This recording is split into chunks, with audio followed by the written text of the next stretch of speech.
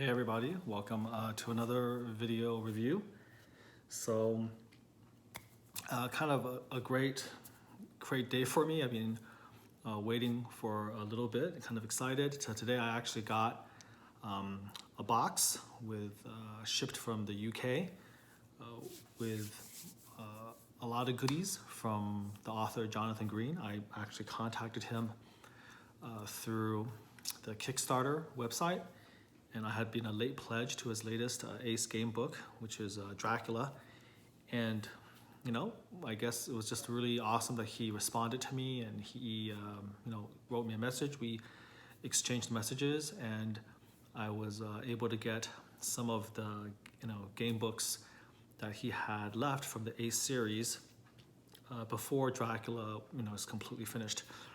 As part of the late pledge, you're able to buy some of the older books in the series that you'd missed out on in paperback, which is a fantastic opportunity because some of these books are not the easiest to find, and when you do find them, they can be a little bit expensive actually. So it was great that he let me get them early. Normally they're supposed to ship along with the pledge once the pledge is done, but Dracula probably won't be completely ready and shipped until next year. And so I inquired whether I could get all of it now, and luckily he said sure. It's just a matter of course paying for the postage from the UK here. You have to pay it twice, once for the older books, and again obviously when the Dracula pledge the Dracula project is finished, and then you ship out the components of the pledge at that time. And to me that was a no-brainer. I mean, I didn't want to wait over a year to read some of the older books, especially the Alice's Nightmare in Wonderland, which is the first book in the series and is like impossible to find on the secondary market. And so the fact that he had that ready to go, I was just really excited. So I bought those. I bought a couple of the hardbacks that he had available, and they came today. So really, really happy about that. And he, what a gentleman. He also threw in a whole bunch of like little goodies, some bookmarks, from the previous Kickstarters, and some Finding Fantasy Fest 3 program, just some extra little goodies that he had absolutely no obligation to, but he put it in anyway. So it's very deeply appreciated. In case you happen to be watching this, Jonathan, very deeply appreciated. This is kind of an example of some of the bookmarks that I got, and they're awesome. And a bookmark is really nice when you're reading a interactive game book, obviously, because it can help you keep track of where you've been and where you're at. So I am absolutely happy about that. So let's get to the point of this review, which is I'm going to be reviewing so far the latest book in the Ace Gamebook series, which is a very interesting title. It's called Twas, the Krampus Night Before Christmas, which is based off the poem "Twas the Night Before Christmas," but with Jonathan's twist on it. So this is, first of all, a great cover. So this is Krampus, and I bought from Jonathan Neverland, Here Be Monsters, Beowulf Beastslayer, and Twas the Krampus Night Before Christmas in hardback. Now those hardback volumes are typically only available by the original Kickstarter backers, and it's part of like a higher level pledge when you originally backed it. And I was able to get those three because they're the newer ones. The first two hardbacks unfortunately are long gone, but I had just finished reading the back of the hardback. So for those of you who have the hardback volumes, it's the game book, but then at the very back he puts like an author's note, which talks about sort of his research for the book, and kind of gives you a little behind the scenes of what he was thinking when he was writing the book. And so that's like really that's really cool. It's really awesome. And I sort of wish I had read that before doing my reviews for, say, Beowulf or Neverland or whatever.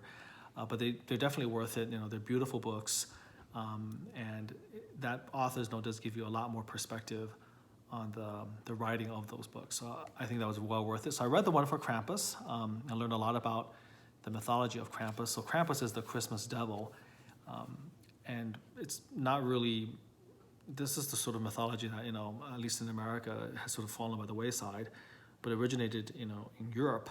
And the Christmas devil basically punishes naughty kids, like Santa Claus rewards the nice kids, the good kids, with presents. Well, I guess they're pretty hardcore over in Europe, because the naughty ones get dragged to hell by this goat demon, Krampus. And I think that it's gotten a little bit more, I think, more public knowledge over the past couple of years. I think there was actually a horror movie called Krampus that was made a couple years ago. So sort of reading through the game book has made me curious about that. Maybe I'll check it out. Even though I'm not a big horror movie aficionado, I might check it out just to kind of see how it is. So again, the conceit is that Krampus, the Christmas devil, has kidnapped Santa Claus, and it's your job to rescue Santa Claus. I read the reviews on Amazon.com after I finished the book, just to kind of get an idea what some people were thinking about it. And the funny thing is that I think there was one reviewer who just said he felt like it was too easy or too simple. And I'll touch on that a little bit later on about so-called difficulty and what that means. But my overall review of the book is, I think, as with all of Jonathan's Ace game books, it's an outstanding book. Is it as good as Beowulf Beastslayer? I would say not quite as good. So I just got Alice's Nightmare in Wonderland today. Obviously, that's part of the big shipment of books I got from Jonathan. So I'm going to be reading that last. I've already just started. But it's almost like you have to split the Ace game books into two families. One is the multi-viewpoint game books. That means that the book is played with multiple viewpoint characters, all starting from different locations, similar story or similar events, but sometimes very, very different perspectives, very different stories and endings. So that includes The Wicked Wizard of Oz and Neverland, Here Be Monsters. And then you have stories like this one, The Krampus Night Before Christmas, and The Beowulf Beastslayer, and now Alice, where you don't have any viewpoint characters. You're following one main viewpoint character, and the game book is centered on that. And that's a more traditional game book, again, along the lines of, say, Fighting Fantasy. And the one that we're waiting for, that he's writing, which is Dracula, is now returned back to the vein of the multiple perspectives, because it's based on, again, a very well-known literary masterpiece, Dracula. And so along, again, in the same vein as Wicked Wizard and Neverland, there's been multiple viewpoints and multiple perspectives. So comparing, say, Twas, The Krampus Night Before Christmas, to Neverland or Wicked Wizard it's a little bit apples to oranges. So it's more fair than to compare this to, Alice and Beowulf. And of course, I can't compare it to Alice because I haven't read it. But compared to Beowulf, I think it's a little bit weaker, but that's not to say that it's a bad book. It's still a very good, strong, enjoyable book. But I just felt like Beowulf Beastslayer, as an entire product, I found it to be more impressive. And also reading, Jonathan's afterword in the hardback limited edition, where he talked about the genesis of Beowulf and the research that went into it, that kind of bears out my feelings, which is just more impressive because there's just, to me, it felt like a more challenging book, not to necessarily finish, but more challenging to kind of give you, to draw you into the setting, of Beowulf Beastslayer. When I read that, I really felt like I was in the epic poem itself, which I talk about in my review there. Again, I just love the language, the setting, the use of the kennings, all these things, weaving it through. And then, of course, following the epic poem itself very carefully. So you really felt like you were playing the poem in essence. He did a lot of research for Krampus as well.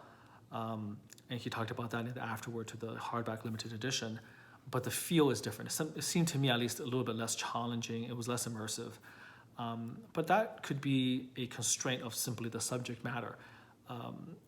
Christmas and Krampus, I'm sorry, it's just not going to be as epic as Beowulf Beastslayer. I think maybe even Jonathan himself would agree that it's just a limit. You can't compare the two. So this, to me, is like this wonderful adventure story set against the backdrop of Christmas mythologies, Christmas cliches, a lot of Christmas Easter eggs. And I found that very, very enjoyable. I had a great time playing the game book. And this is, again, harkens for me personally back to sort of the fighting fantasy type of stories where it's like an old comfortable jacket I put on, because I play so many of those where you're the character, you go on a quest. Along the quest, you have adventures. During those adventures, you're expected to pay attention to clues, get materials, get items, and all of it sort of culminates in the last confrontation. So as far as that goes, it's a lot more traditional adventure story. It does not have the type of how can I say it? It doesn't have the, like say with Beowulf, it doesn't have the, I don't want to call it gimmick because it's not as cheap as a gimmick, but it doesn't have, again, that kind of special sauce that Beowulf had, where you're feeling like you're an epic poem, or you're actually quote unquote playing a memory, playing one of Beowulf's songs, or playing an epic, a poem that's sung in the halls during the game itself. And it doesn't, of course, have the multiple viewpoints, sort of a mechanic that the other books had. So it's more comfortable, a bit more linear, but within the context of that, incredibly well executed. Jonathan's plotting and sort of language and description, by now he's an old hand, he's very, very experienced. I will put his work up there with Livingston and Steve Jackson, and probably at this point, probably above Livingston himself, in terms of just consistent quality and language, plotting, in terms of the game book, mechanics, very, very strong. And so that's important to me, because whenever I pick up a Jonathan Green book, I feel like I always know what I'm going to get. I'm going to get a quality adventure with good mechanics that's going to be challenging. In the old days, very challenging. Now, I think challenging, but not ridiculous. So without spoiling it, of course, I want you to read it. I want you to play it. You go through the quest. He talked about how, because he's called this, Twas, the Krampus Night Before Christmas, he didn't want Krampus to only appear at the very end. But that's kind of tough to do, because he is the final villain, so-called, in the game book. And so you don't necessarily want him to appear too often during the adventure itself, or you may blunt his impact. So that is one of the things that I did notice, is that, yeah, you got to mess with him in the beginning and at the very end, of course. But then for most of the adventure, you don't see him at all. And you don't really come into contact with even like an evil lieutenant or something of that nature. So maybe would have preferred even a little bit more Krampus, or at least given Krampus like a lieutenant or an evil secondary.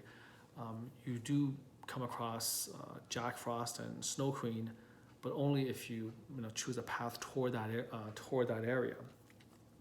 And if you don't, you'll bypass them completely. I myself, so that's my one little nitpick about the book that I noticed, at least. I myself, this is 500 sections, so it's the smallest, quote unquote, or the thinnest of all of the books so far. I just took a look at Alice, it's 520 sections, and of course, the books with the multiple viewpoints are much larger. Beowulf was also 500, but just felt a little bit longer for some reason. The book was thicker as well, and it just felt a little bit longer. But at 500 sections, it's still a very, very meaty, book. Again, it will be one of the bigger ones in Fighting Fantasy series. I myself didn't actually find the book all that easy. I'm pretty obsessive about figuring things out, and it's kind of interesting, like I was kind of trying to break down the mechanics of the book, and as you go along, you do split paths in the middle of the adventure, and there's not really a way to get to both paths at the same time. You have an ability, if you go down one path, to then cross over to the other. But the way the game wants you to defeat Krampus, you have to choose one or the other. You can't defeat him like both ways. And what I mean by that is there's one path that's going to get you a weapon that is going to be very valuable to use against Krampus. But if you get that weapon, you can't get certain items that you can use to defeat Krampus a lot easier way. The two are mutually exclusive. And so I did spend a lot of time sort of exploring all of the different branches to see what the different ways are of getting these things.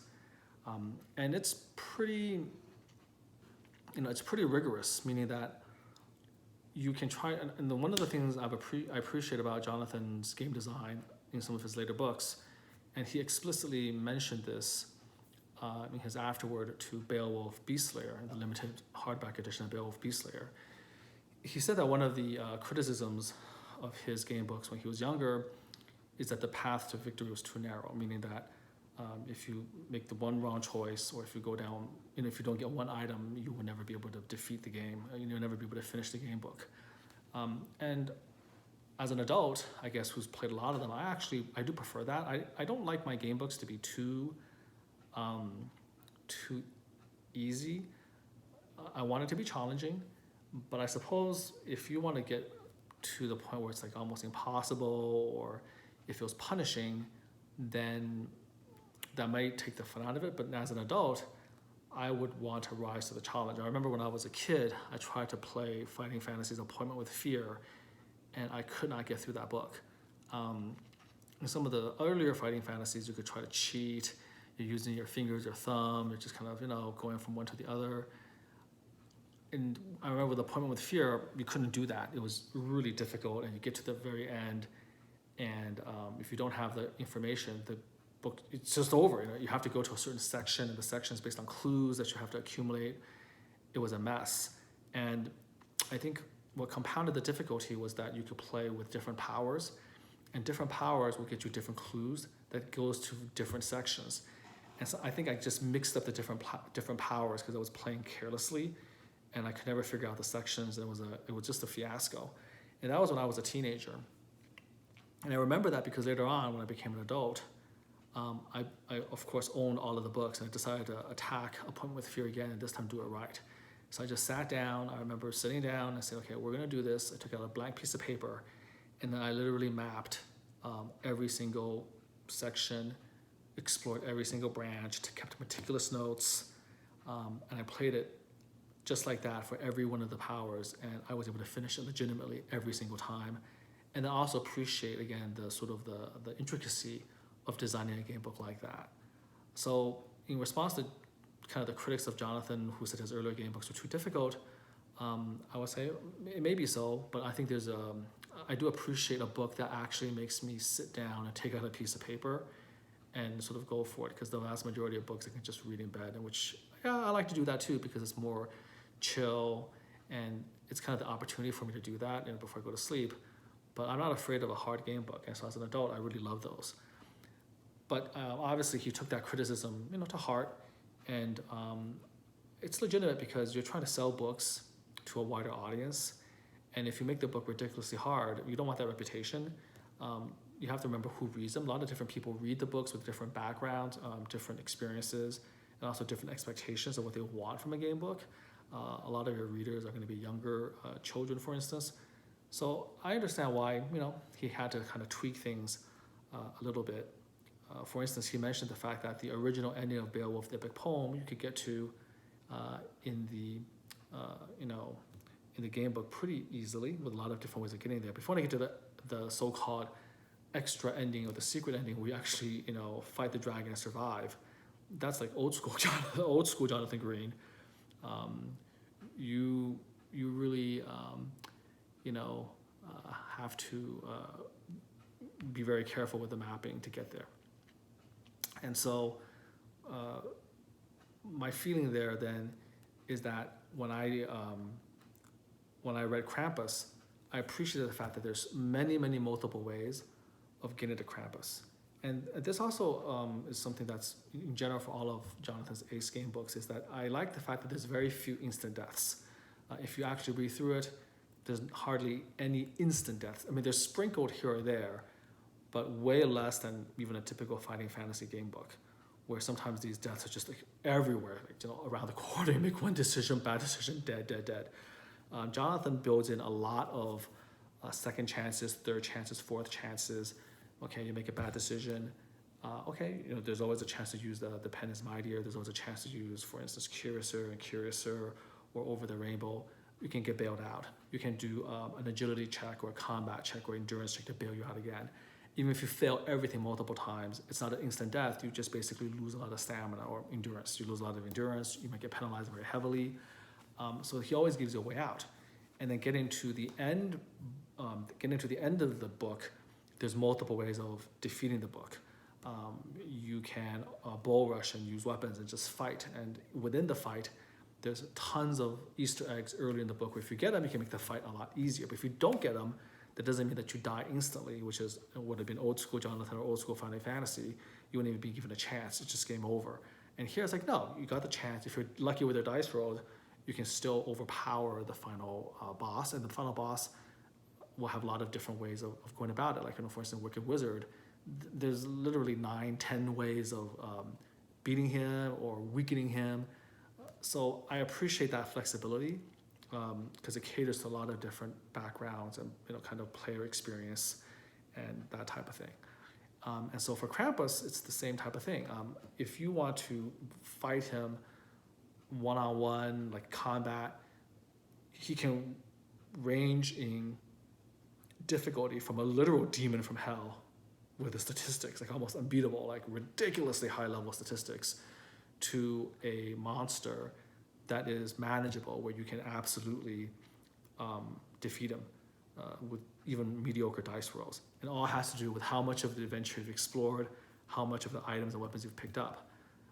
Conversely, if you choose another way, all dependent on getting some carrots in the very, very beginning, 5% of the game book, by the way, and that carrot that you pick up, and I won't tell you where you're going to pick it up, but it's in the house. Before you even leave your house, you have to, you know, look into that and pick it up. There's a lot of items you need to pick up before you even leave the house that will dominate the rest of the adventure. So again, in that respect, it kind of harkens back to old school Final Fantasy Jonathan. But if there's items that you miss, you're going to make the rest of the adventure game book significantly more challenging. Still finishable, but significantly more challenging. But if you do the things right, you can get items that basically at the very end, you don't even have to fight Krampus at all. It's an automatic win. So I appreciated, again, the way he designed it so that you can play it a multitude of ways. This, unless I'm wrong, this is the only game book where there's not like an Easter egg perspective. Wicked Wizard obviously had two of them, the Witch and the Wizard. Neverland has the Crocodile, and then Beowulf has Grendel. I don't know if Alice has it. I doubt that because that was his very first, you know, game book in the series. But Krampus, I don't think has any Easter egg or weird perspective or anything like that, as far as I know. So going that manner, you know, I definitely like the fact that you know, Jonathan says he always wants to add a little bit of replay value, you know, to the book. And obviously, one way of adding replay value is by introducing different character perspectives. But in this case, I think the different viewpoint is that you can play the adventure in very different ways. You can go one way to try to overwhelm Krampus by force, and you can go the other way by, again, trying to find the right items in combination. So that, I think, was what added, you know, some of the replayability. I played it twice to go down either pathway, and both were very rewarding. There's tons of Christmas Easter eggs in the book. I got a lot of them, but I missed a few too. And again, that's where the hardback, you know, limited edition hardback version is so good, is that Jonathan points out some of them in the afterword. So that's a lot of fun to go through. He takes, again, elements of mythology from a lot of different myths and combines them very beautifully into his narrative. Some really, really good encounters as well. That's very enjoyable. Again, with many different ways of getting through them, which is like a staple now of these Ace game books. So I have to tell you that of all the books, this one was the one I thought I would maybe enjoy the least, just because I didn't know how this was going to go, but it really surprised me. I really enjoyed it very much. I mean, of the 4 books I've read so far, maybe it's my least favorite, but that's because all the other ones are so amazing. I really enjoyed this one too. I would give this a very solid A minus, in terms of A minus B plus, where the other ones are like A pluses. So just pleasantly surprised by how much I enjoyed the adventure and all the little Christmas, callbacks and Easter eggs. It's obvious that he does spend a lot of time and research making this the best book he can. As a little aside, whether you're interested or not, it's terrible. I bought this book off Amazon from one of their secondary sellers, and it took literally like 3 weeks to get here, just day after day. Just one book, it could not get here on time. And I know there's COVID-19 has been a problem for a lot of shipping, but again, when it comes to money, I paid an expensive price for the shipping. Should have gotten it sooner, to the point where I felt that maybe the book had gotten lost. And so I actually went on BarnesandNoble.com and bought Krampus on Barnes & Noble. And the Barnes & Noble came in less than a week. And so finally the one I bought from Amazon came, and 2 days later the Barnes & Noble came. So I wound up with 2 copies of Krampus. And then I bought a whole bunch of other soft covers from Jonathan himself. So now I have 2 full sets of all of his Ace game books, books 1 through 5, all of those. So, that's pretty cool. That does make me wonder if I need to buy another paperback version of the Dracula book. But I think that eventually will be mass marketed, will be published and mass marketed. So, in any case, I'm looking forward to reading Alice's Nightmare in Wonderland.